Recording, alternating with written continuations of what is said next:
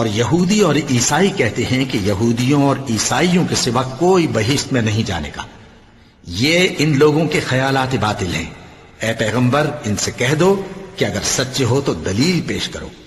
ہاں کیوں نہیں، جو شخص اللہ کے آگے گردن جھکا دے یعنی ایمان لے آئے اور وہ نیکوکار بھی ہو تو اس کا صلہ اس کے پروردگار کے پاس ہے، اور ایسے لوگوں کو قیامت کے دن نہ کسی طرح کا خوف ہوگا اور نہ وہ غمناک ہوں گے۔ اور یہودی کہتے ہیں کہ عیسائی رستے پر نہیں، اور عیسائی کہتے ہیں کہ یہودی رستے پر نہیں، حالانکہ وہ کتاب الہی پڑھتے ہیں۔ اسی طرح بالکل انہی کسی بات وہ لوگ کہتے ہیں جو کچھ نہیں جانتے یعنی مشرک۔ تو جس بات میں یہ لوگ اختلاف کر رہے ہیں اللہ قیامت کے دن اس کا ان میں فیصلہ کر دے گا۔ اور اس سے بڑھ کر ظالم کون جو اللہ کی مسجدوں میں اللہ کے نام کا ذکر کیے جانے کو منع کرے اور ان کی ویرانی کے لیے کوشش کرے۔ ان لوگوں کو کچھ حق نہیں کہ ان مسجدوں میں داخل ہوں مگر ڈرتے ہوئے۔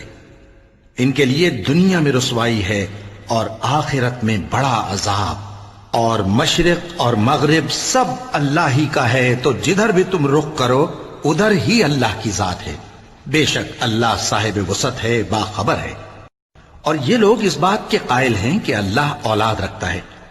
نہیں، وہ پاک ہے، بلکہ جو کچھ آسمانوں اور زمین میں ہے سب اسی کا ہے اور سب اس کے فرما بردار ہیں۔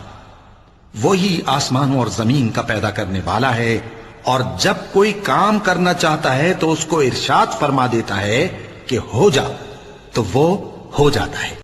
اور جو لوگ کچھ نہیں جانتے یعنی مشرک، وہ کہتے ہیں کہ اللہ ہم سے کلام کیوں نہیں کرتا یا ہمارے پاس کوئی نشانی کیوں نہیں آتی۔ اسی طرح جو لوگ ان سے پہلے تھے وہ بھی انہی کسی باتیں کیا کرتے تھے۔ ان لوگوں کے دل آپس میں ملتے جلتے ہیں۔ جو لوگ صاحب یقین ہیں ان کے سمجھانے کے لیے ہم نے نشانیاں بیان کر دی ہیں۔ اے پیغمبر، ہم نے تم کو سچائی کے ساتھ خوشخبری سنانے والا اور ڈرانے والا بنا کر بھیجا ہے، اور اہل دوزخ کے بارے میں تم سے کچھ پرسش نہیں ہوگی، اور تم سے نہ تو یہودی کبھی خوش ہوں گے اور نہ عیسائی، یہاں تک کہ ان کے مذہب کی پیروی اختیار کر لو۔ ان سے کہہ دو کہ اللہ کی ہدایت یعنی دین اسلام ہی ہدایت ہے، اور اے پیغمبر اگر تم اپنے پاس علم یعنی وحی الہی کے آ جانے پر بھی ان کی خواہشوں پر چلو گے تو تم کو اللہ کی پکڑ سے بچانے والا نہ کوئی دوست ہوگا نہ کوئی مددگار۔